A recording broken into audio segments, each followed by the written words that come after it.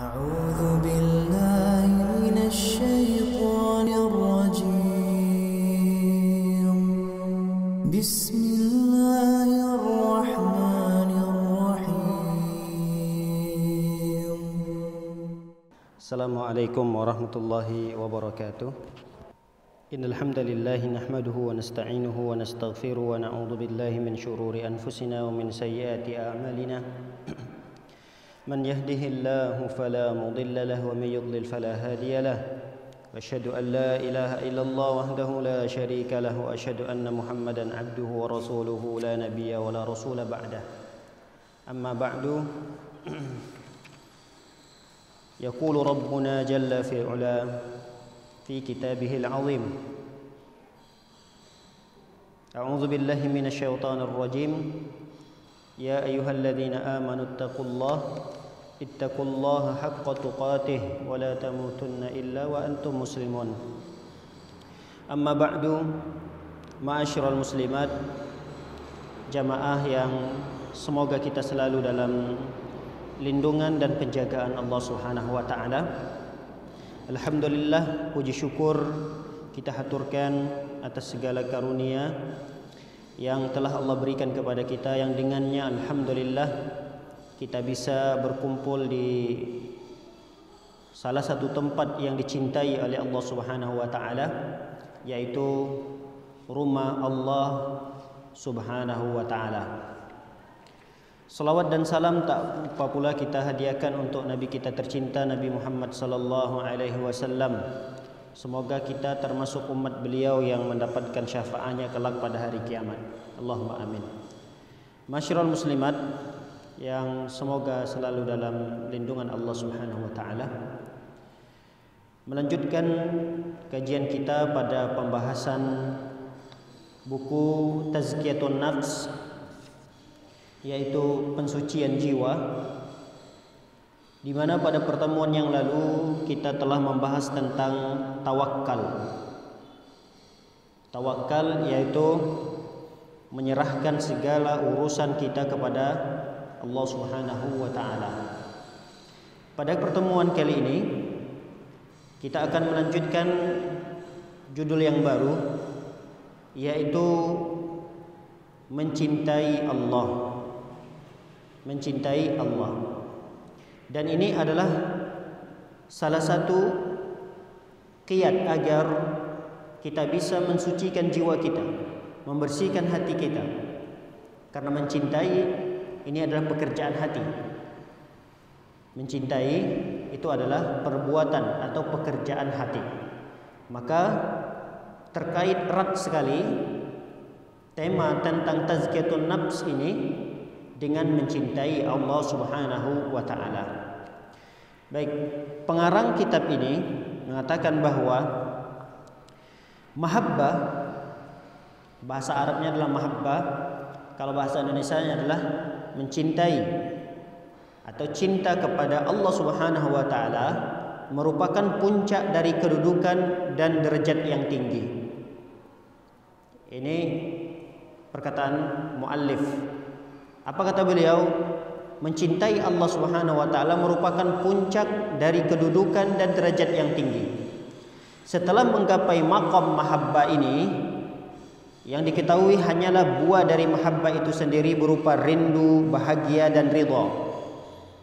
Jadi kalau seorang sudah mencintai Allah Subhanahu wa taala, maka dia sudah sampai pada kedudukan akan merindui Allah, dia akan rindu kepada Allah, merasa bahagia di dunia ini dan di akhirat tentunya.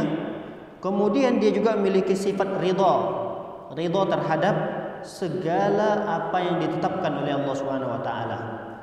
Baik itu ketetapan yang bersifat menguntungkan manusia atau ketetapan Allah itu sifatnya merugikan. Sama saja di sisi dia. Baik itu musibah yang menimpanya atau kenikmatan yang dia dapatkan, dia tetap ridha. Ini tingkatan yang luar biasa dimiliki oleh manusia. Dan tidak semua orang yang bisa sampai pada tingkatan ridha terhadap ketetapan Allah. Musibah yang diturunkan, banyak orang yang gagal di dalam ujian musibah ini. Ada yang mengeluh, ada yang tidak sabar, ada yang melakukan perkara-perkara yang dibenci oleh Allah Subhanahu wa taala karena musibah yang Allah turunkan. Nah, kalau seorang yang sudah sampai pada derajat mahabbah, cinta kepada Allah Subhanahu wa taala, dia akan ridha, rela, ikhlas terhadap ketetapan yang diberikan oleh Allah Subhanahu wa taala.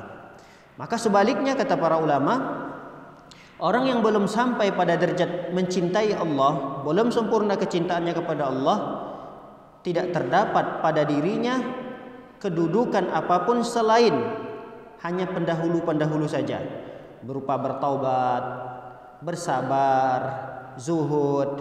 Ini hanya pendahulu.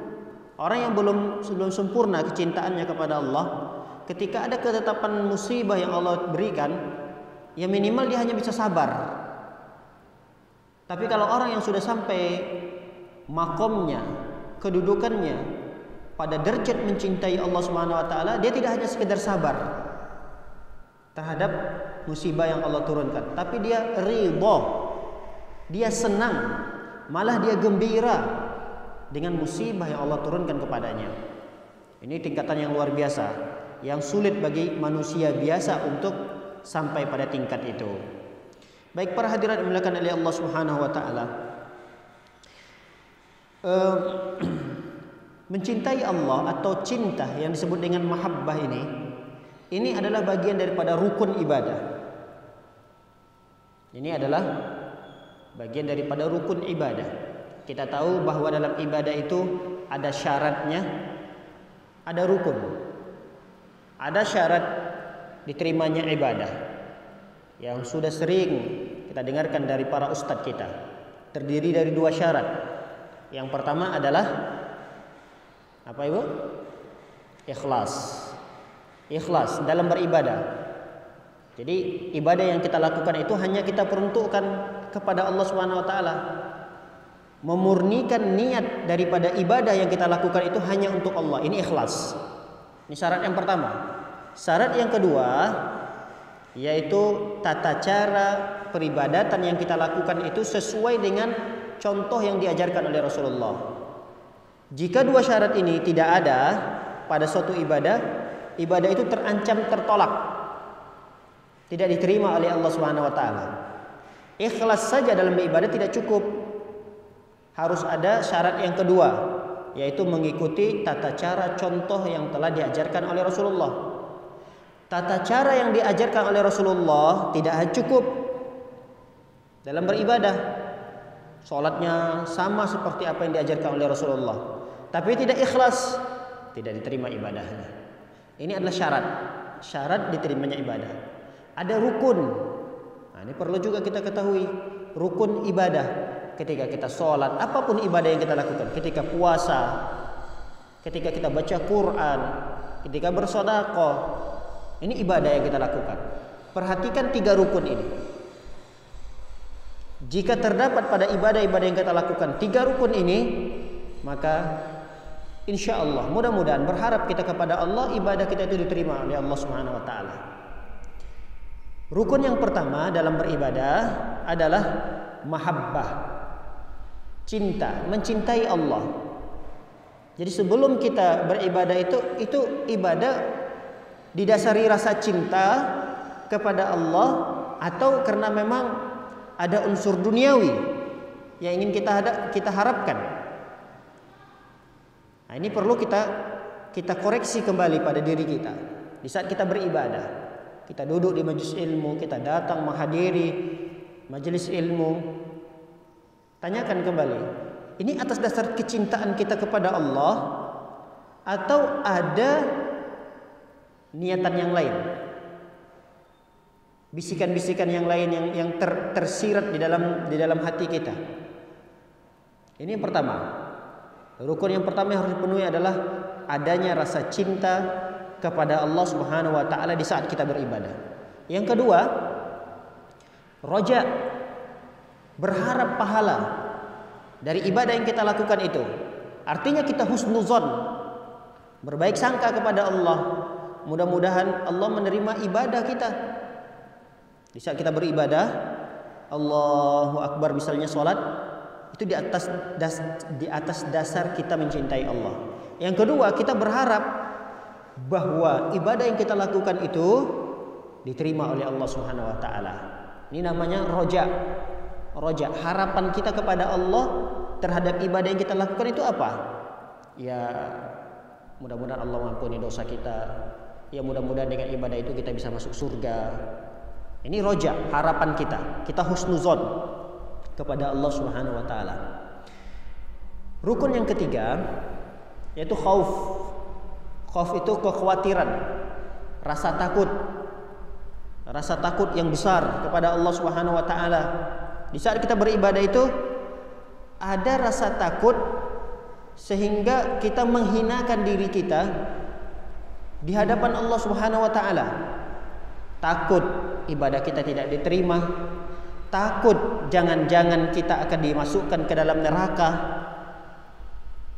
Nah, ketika ada 3 rukun ini di dalam ibadah kita, di saat kita beribadah, maka ini pertanda bahwa ibadah kita diterima oleh Allah Subhanahu wa taala.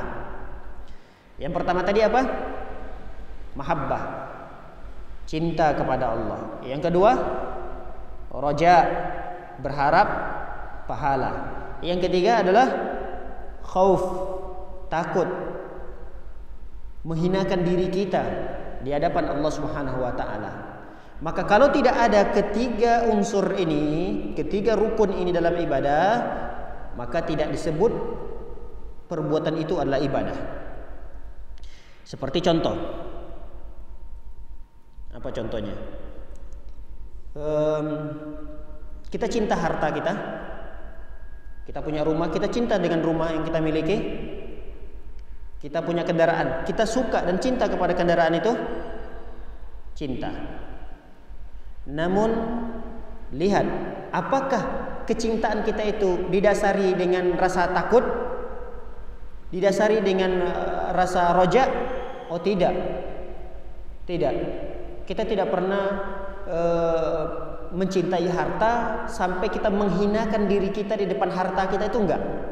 Oh, berarti ini bukan ibadah. Jadi cinta yang seperti ini kepada harta, kepada rumah, ini cinta secara tabiat manusia memilikinya.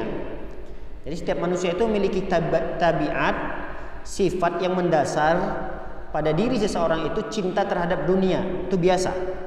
Tapi cinta yang seperti ini tidak dianggap ibadah karena tidak terpenuhi rukun ibadah tadi.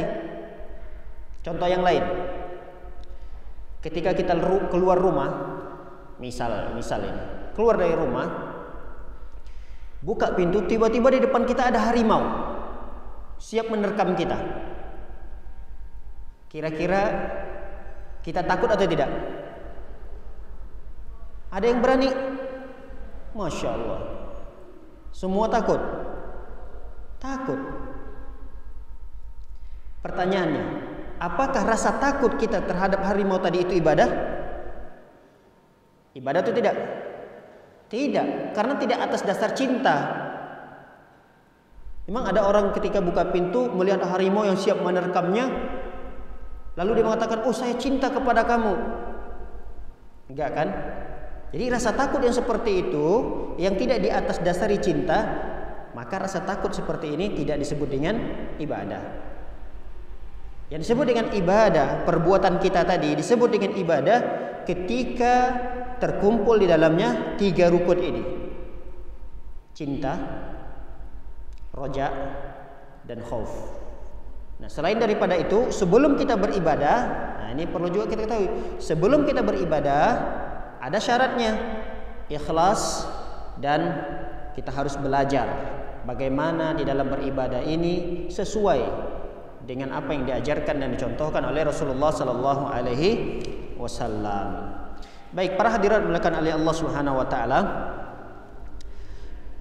Pada halaman masih di halaman 141 bagi yang memiliki kitabnya. Pada halaman 141 di sini penulis menjelaskan ada 5 sebab. Ada 5 sebab mengapa kita wajib mencintai Allah. kita sebagai manusia ini kenapa harus wajib mencintai Allah? Dijelaskan ada 5 sebabnya. Yang pertama, sebab yang pertama adalah Allah turunkan kitab samawi. Kitab samawi itu adalah kitab sebagai pedoman umat ini, sebagai pedoman manusia. Apa itu kitab samawinya? Ya Al-Quran. Berarti ini sebab pertama kenapa kita mencintai Allah. Karena Allah telah menitipkan pesannya kepada manusia. Nih pesan Allah nih dari langit. Turunlah Al-Quran. Jadi pesan itu tidak disimpan dalam lemari. Pesan itu tidak dijadikan hiasan dinding. Hiasan bikin kaligrafi, ayat kursi ditulis, ditempelkan di depan pintu rumah. Bukan itu fungsinya. Al-Quran itu diturunkan, tapi dipelajari, dibaca, dipahami, diamalkan isinya. Nah, ini sebab pertama kenapa kita mencintai Allah. Karena Allah sudah turunkan Al-Quran untuk kita pelajari, agar kita mengetahui, oh Allah itu memiliki nama Ar-Rahman, Ar-Rahim, As-Sami, Al-Basir.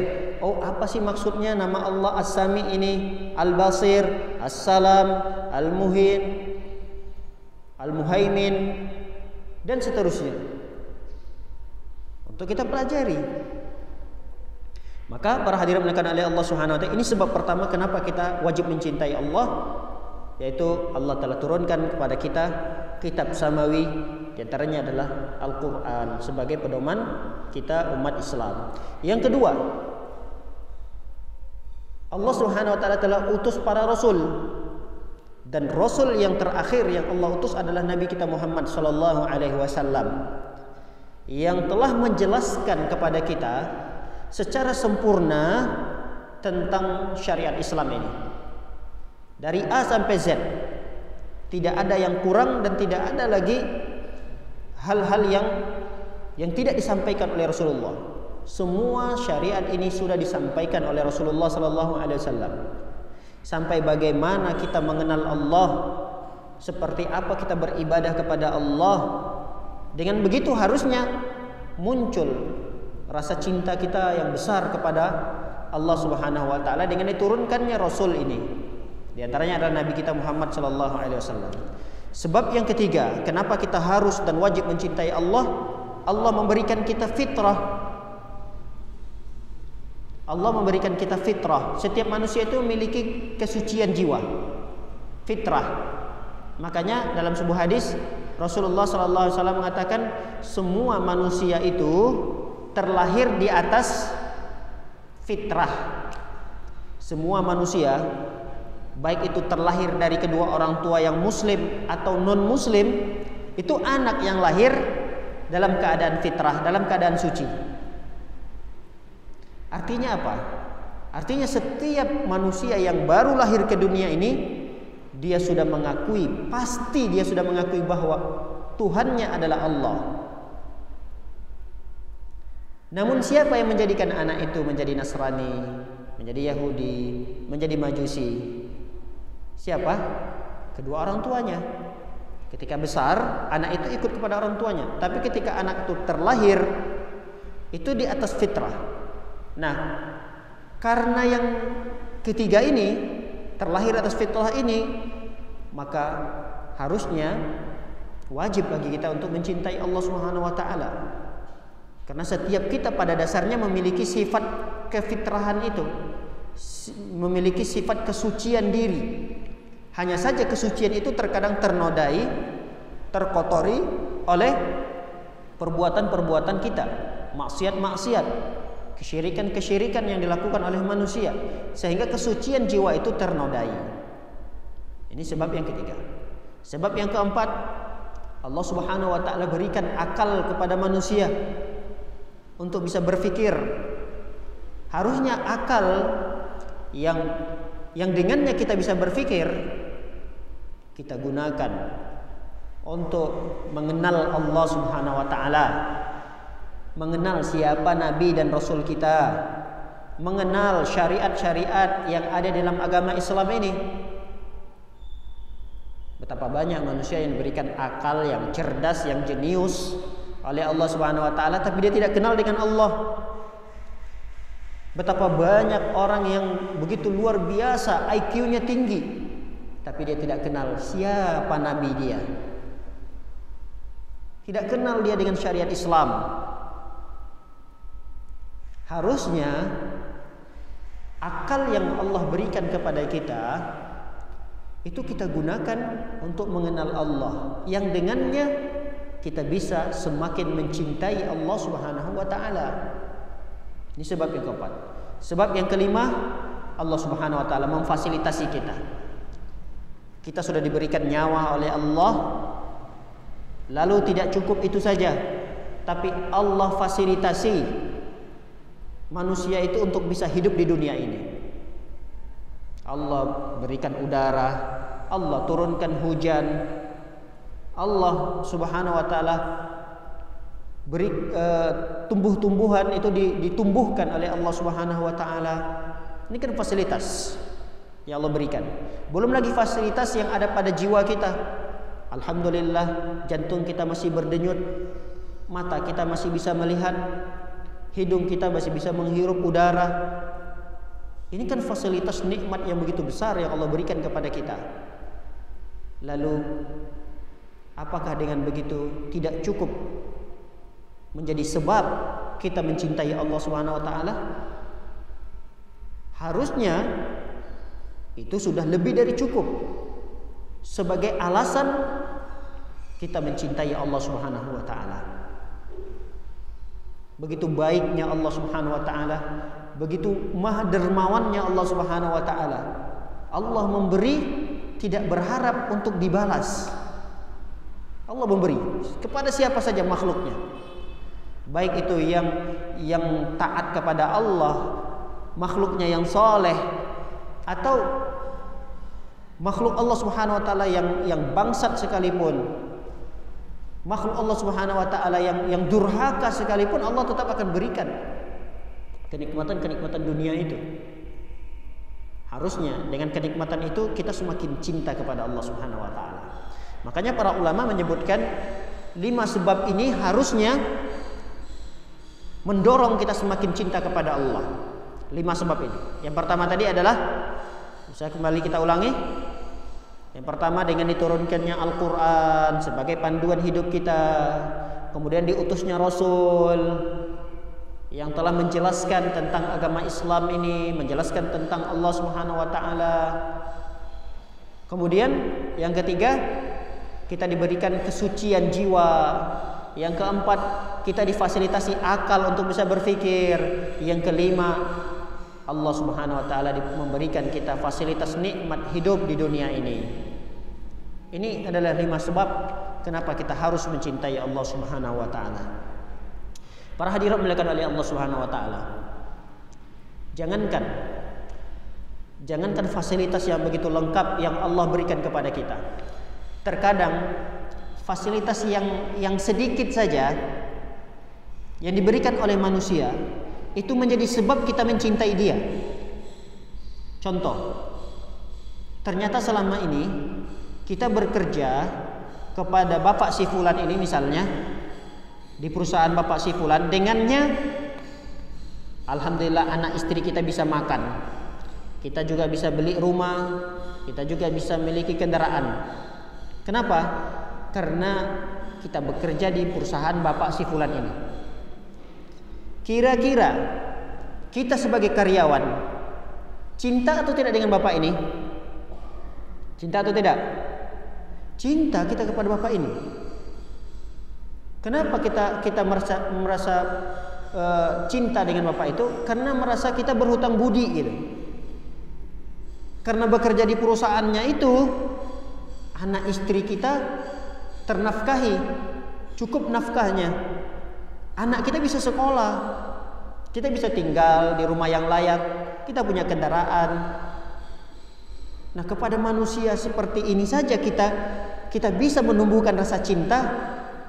Kenapa kepada Allah Subhanahu wa taala kita bisa lupa? Padahal fasilitas yang Allah berikan itu lebih besar dibanding yang diberikan oleh Bapak si fulan ini tadi. Maka sangat ironis sekali jika ada orang yang berterima kasih kepada manusia dengan sebagian nikmat yang didapatkannya, tapi tidak berterima kasih kepada Allah Subhanahu wa taala dengan kenikmatan yang begitu besar yang Allah berikan kepada manusia tersebut. Ingatlah firman Allah Subhanahu wa taala, kata Allah, "Wa ma bikum min ni'matin faminallah." Tidak ada kenikmatan yang kalian rasakan kecuali itu datangnya dari Allah Subhanahu wa taala. Baik, para hadirin dimuliakan oleh Allah Subhanahu wa taala. Begitu juga terkadang kita bisa menumbuhkan rasa cinta kita kepada Allah ini ketika kita mengenal nama dan sifat Allah. Kita bisa menumbuhkan rasa cinta kita bisa memupuknya sehingga subur rasa cinta itu kepada Allah Subhanahu wa taala dengan kita mempelajari nama dan sifat-sifat Allah Subhanahu wa taala. Lihatlah kata muallif kitab ini di halaman 142, beliau mengatakan, demikian pula nama-nama Allah yang indah. Lihat, enak kalau mendengarkan nama-nama Allah itu. Kata Allah Subhanahu wa taala banyak dalam Al-Qur'an. Huwallahu allazi la ilaha illahu huwar rahman ar-rahim. Kemudian Al-Malikul Quddus, As-Salam, Al-Mu'min, Al-Muhaimin, Al-Aziz, Al-Jabbar, Al-Mutakabbir. Ini nama-nama Allah Subhanahu wa taala. Dan ingat, nama-nama Allah Subhanahu wa taala itu terkandung sifat-sifat di dalamnya. Jadi di setiap nama Allah itu terkandung sifat di dalamnya. Misalnya nama Allah As-Sami', Allah Maha mendengar. Berarti ada sifat Allah di dalam nama itu, yaitu Allah mendengar. Sifat Allah mendengar. Allah Al-Basir, Allah Maha melihat. Berarti ada sifat Allah yaitu melihat. Allah itu melihat. Nah ini kan kalau kita pelajari nama Allah, sifat-sifat Allah Subhanahu wa taala yang indah, sifat-sifat Allah Subhanahu wa taala yang begitu yang begitu tinggi kemuliaannya, ini semuanya kata para ulama bisa menjadikan kita menumbuhkan kecintaan kita kepada Allah Subhanahu wa taala. Makanya petunjuk kata para ulama, petunjuk jejak-jejak ciptaan Allah. Apa ciptaan Allah di muka bumi ini? Ya gunung, matahari, bulan, bumi yang kita berada di atasnya. Ini begitu sempurna ciptaan Allah Subhanahu wa taala. Kemudian puncak daripada keluhuran dan keagungan Allah Subhanahu wa taala, semua ini menunjukkan kewajiban kita untuk mencintai Allah Subhanahu wa taala. Dengan kita mengetahui Allah Al-Khaliq, Allah Al-Khaliq, Allah Al-Bari, Allah Al-Musawwir. Ini kan nama-nama Allah Subhanahu wa taala. Allah Maha mencipta. Lihat ciptaan Allah Subhanahu wa taala. Begitu sempurna. Kita melihat ciptaan Allah langit tanpa ada tiang. Kita berada di atas bumi ini tanpa ada tali. Padahal sesuatu itu tidak bisa mengudara gitu. Kita lihat tidak bisa mengudara dengan waktu yang lama kecuali kalau ada gantungan talinya. Itu kan akal kita manusia yang masih terbatas. Tapi kesempurnaan dari ciptaan Allah Subhanahu wa taala, Allah bisa menciptakan segala sesuatu di luar dari nalar manusia. Ini harusnya menjadi sebab kita itu mencintai Allah Subhanahu wa taala. Para hadirat dimuliakan oleh Allah Subhanahu wa taala. Terkadang manusia lupa dengan kenikmatan yang Allah berikan kepadanya. Malah dia jangankan mencintai Allah, tapi sebaliknya mereka meninggalkan Allah. Mereka tidak beribadah kepada Allah. Mereka tidak mencintai Allah Subhanahu wa taala. Adakah orang yang seperti itu? Ada. Makanya dalam Al-Qur'an surah Al-Baqarah ayat 165, Allah Subhanahu wa taala berfirman, kata Allah, wa minan nas may yattakhidhu min dunillahi andadan yuhibbunahum ka hubbillah walladzina amanu ashaddu hubban lillah. Kata Allah Subhanahu wa taala mengatakan, sebahagian dari manusia ada yang menjadikan selain Allah itu tandingan-tandingan. Ada sebagian manusia, kata Allah Subhanahu wa taala, yang mereka itu menjadikan selain Allah sebagai tandingannya, sebagai tandingan Allah. Dan mereka mencintainya sebagaimana orang-orang yang beriman mencintai Allah Subhanahu wa taala. Apa misalnya tandingan-tandingan yang mereka jadikan selain Allah Subhanahu wa taala? Manusia. Ada yang mengagumi manusia yang sampai mengkultuskannya, yang sampai mengkultuskan ini, mengagungkannya, bahkan meyakini manusia itu sebagai wali yang derajatnya sama seperti Allah Subhanahu wa taala. Ada orang yang seperti itu. Bahkan ada yang mengkultuskan, yang sampai mengagungkan manusia itu sehingga dia menjadikan manusia itu sebagai Allah. Ada. Seperti orang-orang Nasrani yang mereka menjadikan manusia Isa sebagai Tuhannya. Ada orang-orang seperti ini. Ya, kita tidak berbicara umat selain muslim. Kita berbicara dengan umat muslim saja yang beragama Islam, yang mereka mengatakan saya cinta Allah, saya cinta Allah, saya cinta Allah, tapi tidak terbukti kecintaannya kepada Allah. Kalau memang seseorang muslim itu cinta kepada Allah, buktikan. Pembuktiannya tidak banyak, satu saja buktinya. Seseorang itu cinta Allah, buktinya satu. Apa itu buktinya? Simak firman Allah Subhanahu wa taala. Kata Allah Subhanahu wa taala, "Qul in kuntum tuhibbunallah fattabi'uni yuhibbukumullah." Kata Allah Subhanahu wa taala dalam Al-Qur'an, wahai Muhammad, katakan kepada mereka, katakan kepada manusia, "Qul in kuntum," jika kalian mencintai Allah, in kuntum tuhibbunallah, mencintai Allah, lihat, buktikan. Apa buktinya? Fattabi'uni, ikuti Nabi Muhammad sallallahu alaihi wasallam. Ikuti Rasulullah sallallahu alaihi wasallam.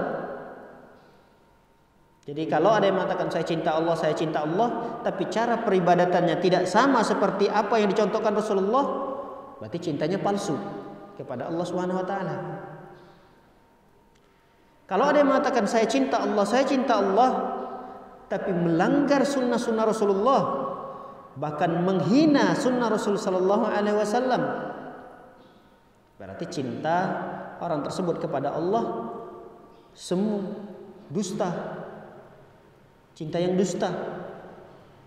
Makanya kalau kita mengatakan cinta kepada Allah, saya cinta kepada Allah, lihat kembali, apakah perjalanan hidup kita, apakah keseharian kita di dalam beribadah khususnya mengikuti Rasulullah atau tidak?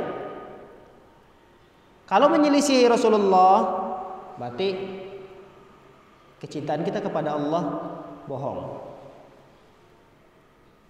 Namun jika kita mengakui cinta kepada Allah dan kita berusaha untuk belajar dan kita berusaha ingin tahu bagaimana petunjuk-petunjuk Rasulullah sallallahu alaihi wasallam dalam beribadah, berarti ini upaya kita mencintai Allah benar, dan semoga kita diberikan istiqomah dan mudah-mudahan kita wafat di atas mencintai Allah Subhanahu wa taala dengan beribadah sesuai dengan contoh Rasul yang Rasul sallallahu alaihi wasallam ajarkan. Para hadirin dimulakan oleh Allah Subhanahu wa taala. Ayat yang lain yang menjelaskan bahwa ada orang-orang yang tidak mencintai Allah, itu ada. Kita bisa lihat dalam surah Al-Maidah ayat yang ke-54. Surah Al-Maidah ayat yang ke-54. Kalau halaman bukunya di halaman 143.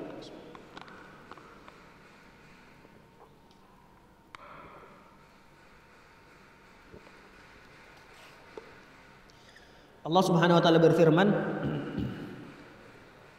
"Ya ayyuhalladzina amanu man yartadda minkum an dinihi fasawfa ya'ti Allahu biqaumin yuhibbunahum wa yuhibbunahu adillatin 'alal mu'minin a'izzatin 'alal kafirin yujahiduna fi sabilillah wa la yakhafuna lawmata la'im." Kata Allah Subhanahu wa taala, wahai orang-orang yang beriman, siapa di antara kalian yang murtad dari agama ini, murtad keluar dari agama ini, fasawfa ya'tillahu biqaumin yuhibbunahum wa yuhibbunahu. Allah akan gantikan, Allah akan datangkan sekelompok kaum yang Allah mencintai mereka dan mereka pun mencintai Allah. Lihat. Berarti orang yang meninggalkan agama Islam yang disebut dengan murtad, meninggalkan agama Islam, ini bukti orang tidak mencintai Allah. Nah, kata Allah Subhanahu wa taala dalam surah ini, wahai orang-orang yang beriman, jika kalian meninggalkan agama Islam ini, murtad, membelakangi agama Islam ini, maka Allah akan gantikan kaum-kaum yang lain. Allah datangkan kaum-kaum yang lain yang Allah mencintai sekelompok kaum itu, dan sekelompok kaum ini mencintai Allah Subhanahu wa taala. Lihat apa sifat-sifat mereka itu. Sifat-sifat kaum yang mencintai Allah itu seperti apa? Nah, ini coba dicek pada diri kita. Ada atau tidak sifat-sifat ini pada diri kita? Kalau ada, berarti kita mudah-mudahan termasuk orang yang mencintai Allah Subhanahu wa taala. Lanjutkan lagi ayatnya. Kata Allah Subhanahu wa taala, azillatin 'alal mu'minin. Sifat orang yang mencintai Allah yang pertama itu adalah dia merasa hina. Merasa hina di sini maksudnya berkasih sayang. Azillatin 'alal mu'minin, dia saling menyayangi. Saling menyayangi sesama mukmin. Sesama muslim sama mukmin saling berkasih sayang.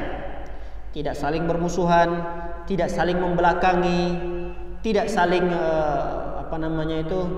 bertegur sapa, tidak bertegur sapa lagi, saling memusuhi. Tidak itu sifat orang yang mencintai Allah. Orang yang mencintai Allah Subhanahu wa taala, dia memiliki sifat yang pertama adalah saling berkasih sayang kepada sesama mukmin, sesama muslim. Yang kedua, sifat yang kedua, a'izzatin 'alal kafirin, yaitu bersikap tegas, bersikap keras, tegas kepada orang-orang kafir. Jangan dibalik.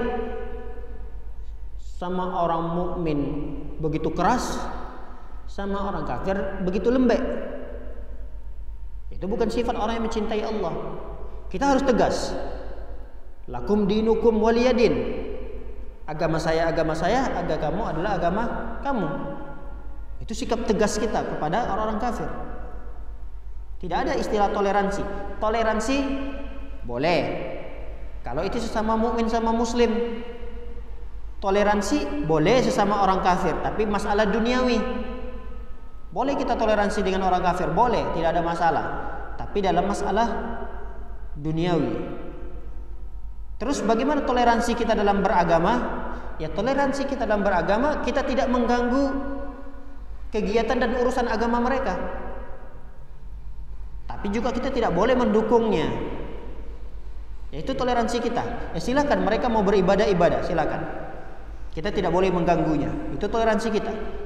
Tapi kalau diartikan toleransi di sini, kita bersikap lembek, kita harus ikut kegiatan mereka, ini keliru. Toleransi yang kebablasan seperti ini, dan tidak boleh terjadi pada seseorang yang mencintai Allah Subhanahu wa taala melakukan itu. Ini yang kedua. Yang ketiga, yujahiduna fi sabilillah, mereka berjihad di jalan Allah Subhanahu wa taala. Berjihad di jalan Allah dengan jihad yang mampu mereka lakukan. Ya, kalau tidak ada jihad sekarang di medan perang, masih ada jihad-jihad yang lain. Kita bisa berjihad dengan menuntut ilmu. Kita bisa berjihad dengan berhujjah, menasehati. Ini jihad kita. Kita bisa berjihad dengan harta benda yang kita miliki. Kita diberikan kelapangan rezeki. Dengan kelapangan rezeki yang Allah titipkan kepada kita, kita berbagi kepada orang lain. Ini bentuk jihad kita. Kita bisa berjihad dengan membela agama Islam ini, bisa dengan profesi masing-masing yang kita miliki.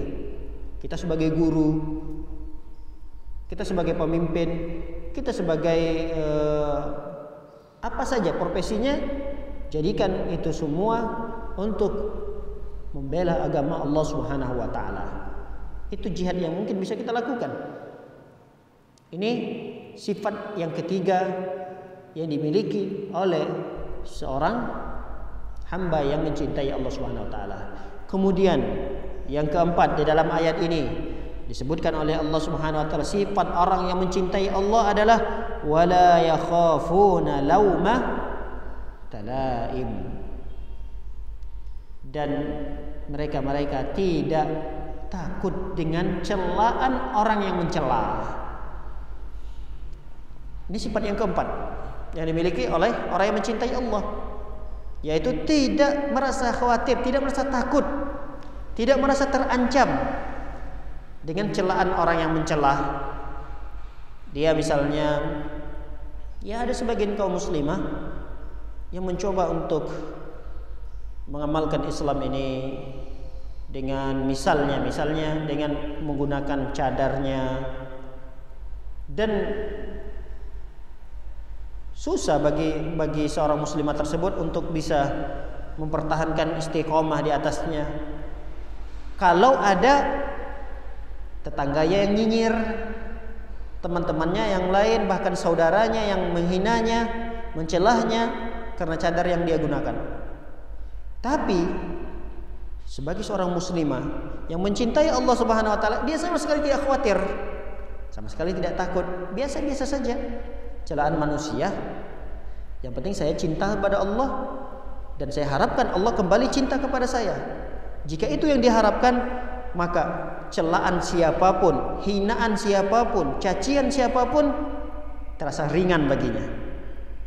Ya, walaupun memang di awal-awal itu berat, ujiannya sangat berat. Semua orang-orang terdekat dengan kita selalu mencaci kita, memaki kita. Bahkan banyak di antara mereka yang nyinyir dengan apa yang dilakukan oleh kita. Misalnya seperti itu. Mereka menghina, mencaci, memaki. Kita biasa-biasa saja, tidak ada rasa khawatir, rasa takut. Dikatakan orang yang sering ke masjid, majlis taklim, ikut belajar kajian, nanti dikatain so alim. Nanti dikatain bibit-bibit teroris itu munculnya dari ngaji. Terlalu banyak ngaji nanti, lalu muncullah pemahaman ekstrim dalam beragama. Ini kan terkadang ada orang yang nyinyir seperti itu.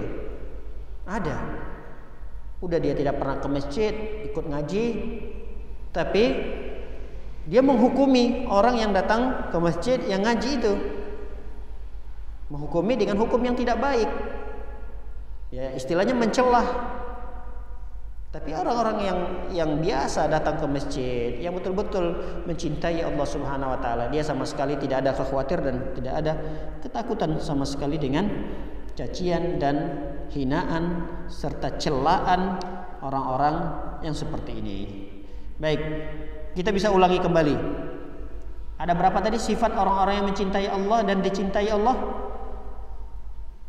Ada berapa tadi dalam ayat ini? Ada 4. Yang pertama, saling berkasih sayang ke sesama muslim, sama mukmin. Kemudian bersikap tegas kepada orang-orang kafir. Yang ketiga, berjihad di jalan Allah Subhanahu wa taala. Yang keempat adalah tidak merasa khawatir, tidak usah takut dengan cercaan orang yang mencela. Baik, para hadirat yang dimuliakan oleh Allah Subhanahu wa taala. Dalam sebuah hadis yang lain, Rasulullah sallallahu alaihi wasallam pernah berbincang-bincang dengan Umar. Pada suatu kondisi Rasulullah SAW pernah bersama Umar radhiyallahu taala anhu. Lalu Umar mengeluarkan satu ungkapan. Kata Umar dalam ungkapan tersebut, la anta ahabbu ilayya min kulli syai'in ya Rasulullah illa min nafsi. Ini ungkapan Umar. Sangat bagus sekali ungkapan Umar ini. Tapi langsung dikanter oleh Rasulullah, langsung di apa namanya? Langsung dibantah oleh Rasulullah sallallahu alaihi wasallam. Apa ungkapan Umar tersebut? Kata Umar mengatakan, "Ya Rasulullah, la anta ahabbu ilayya min kulli syai'." Wahai Rasulullah, sungguh benar-benar engkau adalah orang yang paling aku cintai dari segala sesuatu yang ada di muka bumi ini. Segala sesuatu yang aku miliki ya Rasulullah, itu tidak lebih aku cintai. Yang lebih aku cintai adalah engkau ya Rasulullah. Bagus atau tidak nih ungkapan Umar? Bagus. Tapi dilanjutkan oleh Umar, illa min nafsi, kecuali diriku ya Rasulullah. Kecuali diriku ya Rasulullah. Andai kata aku memiliki segala sesuatu, itu tidak lebih aku cintai dibandingkan denganmu ya Rasulullah. Kecuali diriku. Artinya kalau disandingkan antara cinta kepada Rasulullah dengan cinta kepada diri sendiri, maksudnya diri Umar tadi, ya tentu ya Rasulullah aku lebih cinta pada diriku sendiri dong daripada kepada dirimu ya Rasulullah. Tapi kalau dibandingkan dengan segala sesuatu yang aku miliki, rumah, anak, istri, perusahaan, usaha, kebun yang aku miliki, itu tidak lebih aku cintai. Yang lebih aku cintai engkau ya Rasulullah. Tapi kalau dibandingkan antara aku denganmu ya Rasulullah, tentu aku lebih cinta pada diriku sendiri. Lalu langsung dibantah oleh Rasulullah sallallahu alaihi wasallam. La ya Umar. Tidak ya Umar. Jangan seperti itu engkau berucap wahai Umar. Walladzi nafsi biyadi. Yang demi jiwaku ini ada di tangan Allah Subhanahu wa taala. La yu'min, kata Rasulullah, la yu'min ahadukum hatta akuna ahabba ilaihi min waladihi wa walidihi wan nasi ajmain.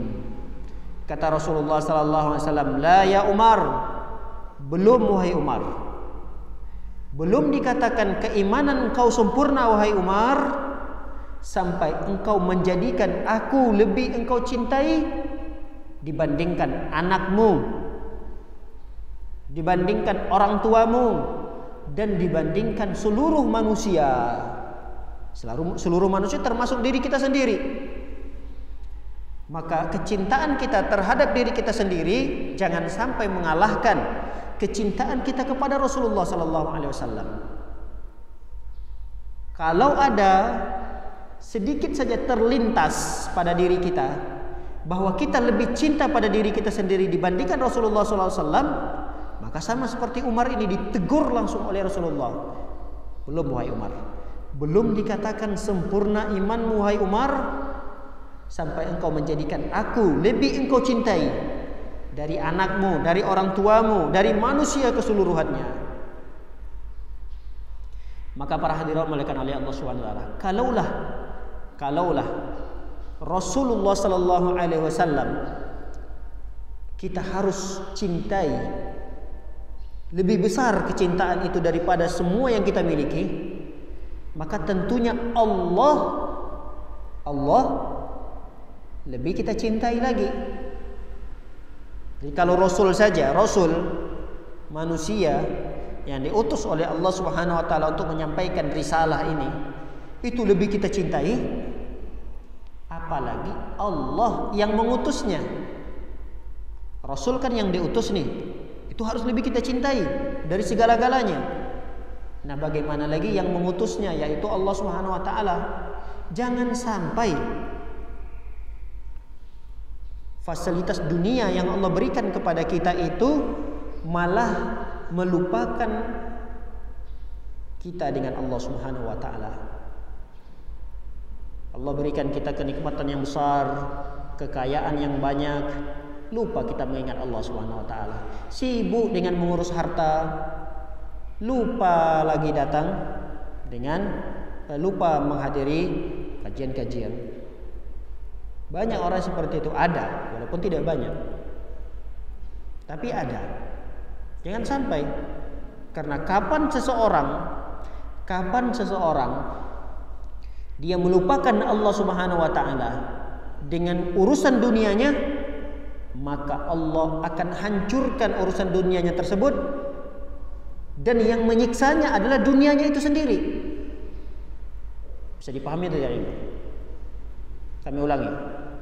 Banyak orang-orang yang melupakan Allah karena urusan dunianya, ternyata Allah siksa dia dengan urusan dunianya itu sendiri. Dia tersiksa, bahkan Allah siksa dia dengan urusan dunianya. Ada atau tidak orang yang lebih mendahului cintanya kepada anaknya dibanding Allah? Ada. Dia lebih mencintai anaknya, sehingga dengan begitu dia lupa dengan Allah. Karena saking cintanya kepada anaknya tersebut, lupa lagi sholat 5 waktu, sibuk mengurusin anaknya sampai tidak sempat sholat 5 waktu. Nanti bisa jadi anaknya itu yang akan menjadi penyiksa baginya di dunia ini. Ternyata anaknya yang dulu dia cintai, dia besarkan dari kecil, sudah besar menyusahkan orang tua. Sudah besar, misalnya tawuran kerjaannya, menyusahkan orang tua, tersiksa orang tua gara-gara anaknya. Sudah besar, pecandu narkoba, tersiksa orang tua dengan anaknya. Kenapa? Karena dulu dia mencintai anaknya ini sampai lupa dengan Allah Subhanahu wa taala. Waliyadu billah. Semoga Allah Subhanahu wa taala berikan kepada kita anak cucu, keturunan-keturunan kita dari keturunan-keturunan yang soleh dan soleha. Allahumma amin. Tapi ada orang yang seperti itu, ada. Apalagi urusan dunia yang lain, sibuk dengan urusan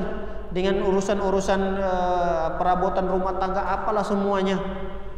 Ya bisa jadi itu akan menjadi siksaan bagi kita di dunia ini. Kita tidak cerita di akhirat. Kalau di akhirat itu beda lagi. Itu urusannya adalah urusan Allah Subhanahu wa taala. Kalau Allah ingin mengampunkan, Allah akan ampuni. Jika Allah ingin mengazabnya, ya Allah akan azab.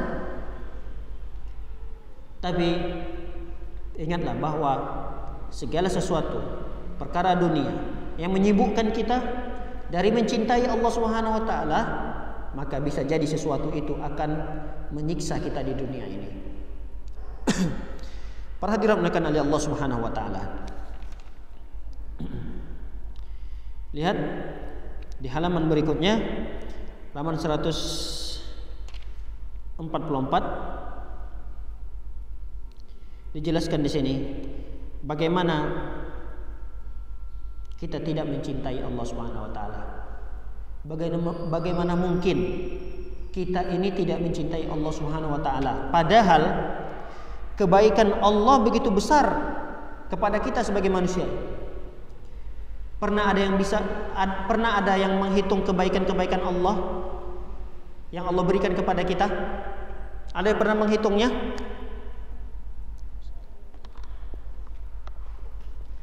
Andai kata ada orang yang menghitungnya, nggak bisa dia hitung. Tidak bisa dia hitung. Allah Subhanahu wa taala mengatakan seperti itu. La tuhsuha wa in ta'uddu ni'matallah la tuhsuha. Kalau kalian ingin menghitung kebaikan-kebaikan, kenikmatan-kenikmatan Allah, tak terhitung. Secanggih apapun kalkulator yang kita miliki, untuk mengkalkulasi berapa sih nikmat Allah yang Allah berikan kepada kita hari ini. Ini kita hitung. Pertama, Allah bangunkan kita, oh ternyata kita bisa bangun pagi. Oh ternyata tangan kita masih bisa bergerak, kaki kita masih bisa melangkah, mata kita masih terbuka. Coba hitung semuanya. Hitung sampai kita ke masjid ini. Habis waktu kita menghitungnya. Enggak bisa. Ini luar biasa. Dorongan yang harusnya menjadikan kita itu semakin cinta kepada Allah. Nikmat yang Allah berikan kepada kita. Sebaliknya, kita manusia membalasnya dengan keburukan. Nah, ini yang luar biasa. Kenapa harusnya kita mencintai Allah itu? Pertama, Allah menurunkan kepada kita kenikmatan, segala kebaikan. Nah, kita manusia membalasnya dengan keburukan. Kita maksiati Allah, kita tidak taat kepada Allah, kita abaikan perintah-perintah Allah Subhanahu wa taala. Yang namanya kita manusia. Tidak ada manusia yang tidak bersalah, tidak berdosa. Manusia itu memiliki watak, sifat yang mendasar. Apa sifatnya? Ya berdosa. Rasul mengatakan seperti itu. Kullu bani Adam khata'. Seluruh manusia itu pendosa. Seluruh manusia itu pendosa. Tidak hanya 1, 2, 3 dosa. Bahkan pendosanya di sini banyak sekali, tidak terhitung. Hari ini saja kita sudah tidak tahu berapa dosa yang kita sudah lakukan. Kebaikan yang Allah turunkan kepada kita, kita balas dengan keburukan. Kemudian kata para ulama, sementara manusia sudah diberikan nikmat oleh Allah. Allah turunkan kenikmatan. Kita balasannya adalah ingin mengundang kemurkaan Allah Subhanahu wa taala. Malah kemurkaan Allah Subhanahu wa taala yang kita kirimkan. Ini disebutkan oleh para ulama. Sementara kata para ulama, sementara manusia mengundang murkanya Allah dengan melakukan berbagai macam kemaksiatan, padahal ia memerlukannya. Kebaikan dan nikmat yang Allah berikan kepada manusia tidak menghalanginya untuk berbuat maksiat kepada Allah Subhanahu wa taala. Baik, para hadirin menekan oleh Allah Subhanahu wa taala. Lihat di halaman berikutnya, halaman 145. Kata para ulama menyebutkan, siapapun yang Anda ajak berinteraksi dalam segala aspek, jika Anda tidak memberikan keuntungan padanya, ia tidak akan mau berinteraksi dengan Anda. Ini sifat manusia. Manusia dia ingin bermuamalah, dia mau berinteraksi dengan sama manusia kalau manusia ini berikan keuntungan. Kalau sama-sama memberikan keuntungan, ini bisa akrab nih. Bisa akrab. Kalau dalam urusan dunia. Kalau ada urusan dunia, ini menguntungkan, ini diuntungkan, begitu juga sebaliknya. Nah, ini bisa dekat nih, bisa awet nih kecintaan mereka ini. Ini manusia. Lihat. Ia harus mendapatkan keuntungan dari Anda, entah dalam bentuk apa saja. Berbeda dengan Allah Subhanahu wa taala. Lihat, berbeda dengan Allah Subhanahu wa taala. Dia berinteraksi dengan Anda, maksudnya dia Allah berinteraksi dengan kita semata agar kita meraih keuntungan besar. Apa contoh interaksi kita dengan Allah? Interaksi kita dengan Allah misalnya adalah bersedekah. Ini kan artinya kita berbisnis dengan Allah. Jadi kita menjadikan partner bisnis kita itu, rekan bisnis kita Allah. Dengan kita bersedekah 10.000 yang kita keluarkan, 20.000, 5.000 uang yang kita keluarkan untuk kita sedekahkan, berarti kan kita menjadikan Allah itu teman bisnis kita. Lihat, kita akan diuntungkan sangat besar oleh Allah Subhanahu wa taala. Padahal Allah tidak mendapatkan keuntungan apa-apa dari kita. Ada nggak keuntungan yang didapatkan oleh Allah kalau kita bersedekah? Apa keuntungan Allah? Kalau kita bersedekah, apa keuntungan yang didapatkan oleh Allah? Ada atau tidak? Apakah kekuasaan Allah semakin bertambah dengan kita bersedekah tadi? Semakin bertambah kekuasaan Allah ini? Tidak ada keuntungan bagi Allah. Sedekah, sebanyak apapun sedekah yang kita lakukan, andai kata 100 masjid yang kita bangun, misal seperti itu, 1.000.000 orang yang kita santuni, besar sekali nih sedekahnya. Apakah memberi keuntungan kepada Allah? Tidak. Lalu kepada siapa keuntungan itu diberikan? Ya kepada kita yang bersedekah itu. 1.000 rupiah yang kita keluarkan dibalas oleh Allah 10 kali lipat. Untung atau tidak? Untung atau tidak? 1.000 nih yang kita keluarkan, 1.000 dibalas oleh Allah SWT 10 kali lipat, berarti 10.000. Bahkan dalam ayat yang lain, alladzina yunfikuna amwalahum fi sabilillah kamathali habbatin ambatat sab'a sanabil fi kulli sumbulatin mi'atu habbah. Perumpamaan orang-orang yang berinfak di jalan Allah, lihat perumpamaannya. Dia memiliki satu biji yang siap bertunas, nih, satu biji. Nah, dia infakkan misalnya 1.000. 1.000 itu akan mengeluarkan 7 cabang. Jadi satu biji tadi mengeluarkan 7 cabang. Satu biji yang kita tanam keluar 7 cabang. Setiap cabangnya itu mengeluarkan buah 100 buah lagi. Berarti berapa buah totalnya? Jadi setiap cabang itu memiliki buah 100. Ada berapa cabang tadi? Ada 7. 7 kali 100 berapa? 700. Padahal kita tadi memiliki satu biji nih. Satu biji kita tanam. Tanam satu biji. Besar. Keluar ada 7 dahan. 7 cabang. Setiap dahannya itu, setiap cabangnya itu berbuah sebanyak 100 buah. Bayangkan kalau dia ada 7, berarti ada 700. Nah, kita permisalkan dengan infak yang kita keluarkan. Ya, nggak usah besar-besar lah. 1.000 rupiah. 1.000 rupiah yang kita miliki. Dia akan bertunas, memiliki 7 cabang. Berarti ada 7. Setiap cabangnya memiliki 100. Berarti 100 kali 1.000, 100.000. Kalau dia ada 7, berarti 700. Untung atau tidak ini? Untung sekali. Hanya saja terkadang keimanan kita, keyakinan kita yang kurang. Keimanan dan keyakinan kita yang terkadang kurang sehingga agak berat nih. Keluarin gak ya? Aduh, ntar deh, kebutuhan saya masih banyak. Ya, walaupun ada kebutuhan, iya. Karena bersedekah itu tidak menunggu kita harus kaya dulu. Ya, kalau kita dalam kondisi sempit, bersedekah dengan kemampuan yang kita miliki. Uang kita ada 100.000, ya tidak ada masalah kita keluarkan 1.000, 2.000. Enggak usah nunggu uang kita sampai 100 juta dulu. Tunggu dulu lah uang saya 100 juta, nanti saya infakkan 100.000. Tidak ada gunanya. Dibandingkan 100 juta yang diinfakkan 100.000.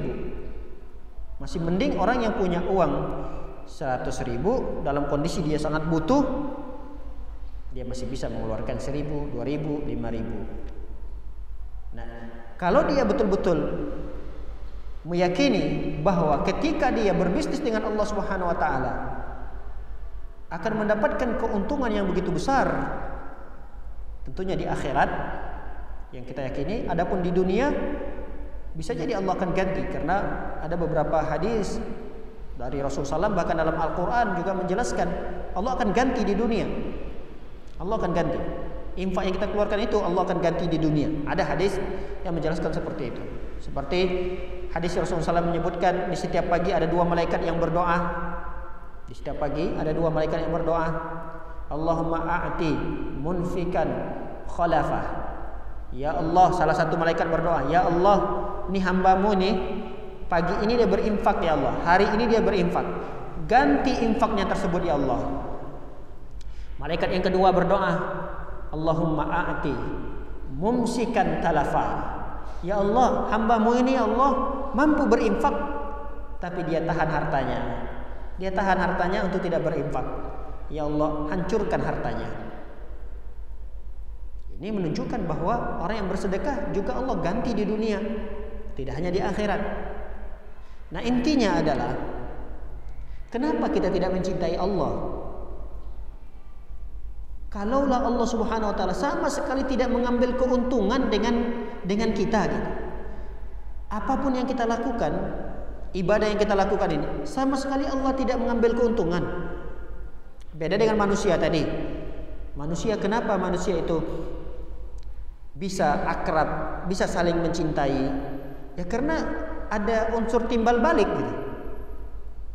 Misalnya, kenapa antara tetangga satu dengan ini kok Masya Allah melebihi dari saudara gitu? Kenapa? Karena bisa jadi ada unsur tukar menukar hadiah yang mereka lakukan. Ya memang seperti itu, hadis Rasulullah mengatakan tahadu tahabbu, saling menukar hadiahlah kalian niscaya kalian saling mencintai. Itu sabda Rasulullah SAW. Jadi terkadang cinta itu muncul karena ada unsur timbal balik. Itu sabda Rasulullah SAW. Tahadu tahabbu. Ya saling berbagi hadiah lah kalian, saling bertukar hadiah. Si fulan pulang kampung bawa hadiah khas makanan kampungnya, diberi tetangga. Tetangga ini nanti pulang kampung lagi, dia bawa hadiah, diberikan kepada tetangganya. Saling tukar hadiah, saling mencintai akhirnya. Ini sesama manusia gitu. Yang sesama kita bisa diuntungkan. Ini kepada Allah kenapa tidak kita lakukan seperti itu? Padahal Allah terus memberikan keuntungan kepada kita. Terus berikan. Sedangkan ketika kita memberikan kepada Allah, itu kembali keuntungannya untuk kita sendiri gitu. Kita ingin berinteraksi nih, sholat yang kita lakukan. Sholat yang kita lakukan itu tidak kembali untuk Allah. Ya sholat itu akan kembali kepada kita keuntungannya. Ribu rakaat pun yang kita lakukan itu tidak sama sekali memberikan pengaruh dan tidak dibutuhkan kok oleh Allah Subhanahu wa taala. Yang membutuhkan itu adalah kita sendiri gitu. Jadi keuntungannya kembali kepada kita. Allah sama sekali tidak mengambil keuntungan itu. Harusnya Allah lebih kita cintai dibanding manusia yang mengambil keuntungan dari kita dan kita mengambil keuntungan dari dia gitu. Nah, begitu cara berfikirnya yang diajarkan oleh para ulama. Baik para hadirat dimuliakan oleh Allah Subhanahu wa taala. Sangat banyak sekali contoh-contoh yang disebutkan oleh para ulama terkait dengan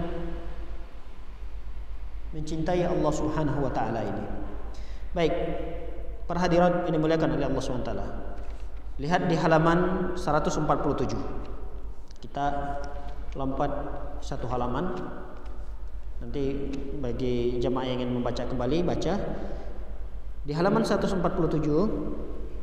disebutkan kata muallif pengarang kitab ini, karena pengarang kitab ini beberapa para ulama, jadi tidak satu ulama. Ini kitab ini dikarang oleh beberapa ulama, di antaranya Imam Ghazali, Imam Ibnu Qayyim, Ibnu Rajab Al-Hambali. Jadi digabungkan menjadi satu kitab ini. Nah, para ulama menyebutkan, oleh karena itu, kata mereka, oleh karena itu dialah yang paling berhak disebut. Maksudnya dia di sini siapa? Allah. Kalau kenikmatan yang begitu besar yang Allah berikan kepada kita, harusnya Allah itu sering kita sebut. Maksudnya ya sering kita berzikir dengan mengucapkan nama Allah. Subhanallah, alhamdulillah, Allahu akbar, la ilaha illallah, la haula wala quwata illa billah, la ilaha illallah wahdahu la syarikalah, lahul mulku. Allah paling berhak harusnya untuk kita sebut. Kalau manusia saja yang baik tadi, itu pasti kita akan sebarkan kebaikannya. Masya Allah si fulan itu tetangga saya yang Masya Allah baik sekali, dia itu orang yang akhlaknya, kita sebutkan kebaikannya. Kenapa Allah tidak kita sebutkan? Kenapa Allah tidak kita basahi lidah kita untuk menyebut nama Allah dengan berzikir? Allah lebih berhak untuk kita sebut-sebut. Kemudian Allah paling berhak untuk disyukuri. Allah paling berhak untuk mendapatkan rasa terima kasih kita. Kalau kepada manusia saja kita diberikan hadiah ini, makasih ya Bu atas hadiahnya, syukron jazakillah khairan. Harusnya kepada Allah lebih besar lagi rasa syukur kita, rasa terima kasih kita kepada Allah Subhanahu wa taala. Allah harusnya diibadahi, dan lebih besar lagi ibadah yang kita lakukan kepada Allah Subhanahu wa taala. Allah harusnya lebih besar lagi untuk kita puji dibanding manusia-manusia yang lainnya. Oleh karena itu para hadirin melakukan oleh Allah Subhanahu wa taala, Dia Allah lebih menyayangi hambanya. Lihat, dipermisalkan lagi dengan misal yang lain. Allah itu sangat besar cinta dan sayangnya kepada manusia. Ini yang menjadi pendorong kita lagi agar kita itu bisa mencintai Allah gitu. Apa? Ingat, Allah itu, Allah Tuhan kita, lebih besar kecintaannya kepada manusia dibandingkan kecintaan kita kepada Allah. Bahkan dipermisalkan di sini bahwa kecintaan Allah itu lebih besar dibandingkan dengan kecintaan seorang ibu kepada anaknya. Kita orang tua cinta kepada anak kita, tapi kecintaan Allah lebih besar daripada kecintaan ibu kepada anaknya. Maka dalam sebuah hadis itu dijelaskan oleh para ulama, ada seorang hamba sahaya, jadi tawanan, seorang perempuan yang menjadi tawanan perang. Nah, seorang perempuan yang jadi tawanan perang ini ternyata dia kehilangan anaknya di tengah-tengah keramaian manusia. Bayangkan, anaknya masih kecil baru pintar jalan. Tiba-tiba karena kerumunan banyak, anaknya ini tercecer, jatuh, hilang, nyari kemana-mana sambil menangis. Mana anakku, mana anakku? Tiba-tiba dia menemui anaknya. Dia peluk erat sekali anaknya tersebut. Setelah dia peluk anaknya itu, dia berikan susunya. Langsung dia berikan ASI kepada anak tersebut. Melihat kejadian itu, Rasulullah Sallallahu Alaihi Wasallam mengatakan kepada para sahabatnya, wahai para sahabat, akankah ibu itu melemparkan anaknya ke dalam api? Lihat, Rasulullah SAW mengatakan, wahai para sahabat, lihat tuh ibu yang tadi yang kehilangan anak, yang dia mencari anaknya, lalu ketika ketemu anaknya itu, akankah anak itu dia lemparkan hidup-hidup ke dalam api? Kata para sahabat, enggak mungkin ya Rasulullah. Seorang ibu itu sangat mencintai anaknya. Buktinya dia sambil nangis-nangis, sedih sekali dia anaknya, hilang anaknya di tengah-tengah kerumunan keramaian manusia. Sampai-sampai dia begitu serius mencari anaknya. Enggak mungkin ketika anaknya dia dapati lalu dia lemparkan ke api untuk dia bunuh. Enggak mungkin ya Rasulullah. Lihat kata Rasulullah SAW, Allahu arhamu bi'ibadihi min hadhihi biwaladiha. Allah lebih mencintai hamba-hambanya dibandingkan seorang ibu tadi cinta kepada anaknya. Masa iya Allah mencintai begitu besar kecintaan Allah kepada kita sebagai hambanya? Masa iya gak kita balas dengan mencintai Allah kembali? Padahal Allah begitu besar kecintaannya, melebihi daripada kecintaan orang tua kepada anaknya. Maka harusnya kita membalas kecintaan Allah Subhanahu wa taala dengan ketaatan-ketaatan ibadah yang kita lakukan, dan kita menghindari kemaksiatan kepada Allah Subhanahu wa taala. Masih banyak contoh-contoh yang lain. Misal contoh yang lain adalah ada seorang yang diceritakan dalam sebuah hadis, ketika itu dalam kondisi galau sekali, stres. Kenapa? karena ontanya hilang. Yang lebih celakanya lagi adalah di atas ontanya itu semua perbekalannya, makanannya, minumannya. Ketika dia safar di tengah-tengah padang pasir, ketika dia istirahat sebentar, ketika dia melihat tidak ada lagi kendaraannya, onta itu sudah tidak ada lagi, dan semua perbekalannya ada di atas onta itu. Dia mutar sana mutar sini, cari kemana-mana nggak ketemu. Akhirnya putus asa dia. Saking putus asanya dia sudah terduduk, terkapar di atas padang pasir itu. Udah nggak bisa berbuat apa-apa lagi. Sudah berbaring lah dia, menyerah lah pokoknya. Dah nggak mungkin lagi ketemu nih. Tiba-tiba dia karena mungkin kecapean, dia tertidur sejenak. Tatkala dia bangun dari rasa capeknya tadi itu, tiba-tiba di depan matanya datang lagi onta itu. Datang onta tersebut dengan perbekalan-perbekalan yang masih lengkap. Saking gembiranya, saking senangnya orang yang musafir tadi ini, dia mengatakan dengan ungkapannya, keluar dari lisannya sebuah ungkapan, lillahi asyaddu farhan. Ungkapan itu adalah ana rabbuka wa anta abdi. Allahumma anta abdi wa ana rabbuka. Ya Allah, engkau adalah hambaku dan aku adalah Tuhanmu. Salah dia mengucapkannya. Saking senangnya dia, saking senang, saking gembiranya dia, salah ucap dia. Ada orang seperti itu. Saking senang, saking gembiranya, dia sudah tidak konsentrasi lagi dengan yang dia ucapkan. Apa kata hamba ini tadi? Ya Allah, engkau adalah hambaku dan aku ini adalah Tuhanmu.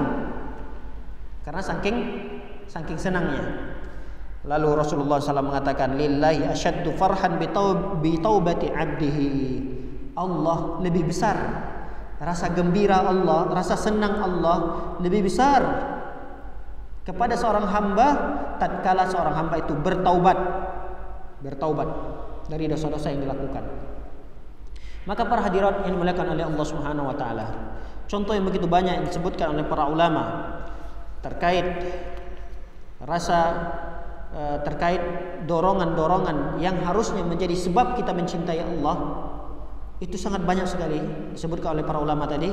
Cukuplah beberapa contoh ini menjadi pendorong bagi kita, menjadi penyebab agar kita semakin mencintai Allah Subhanahu wa taala. Selain daripada itu, jangan lupa selalu berdoa kepada Allah Subhanahu wa taala.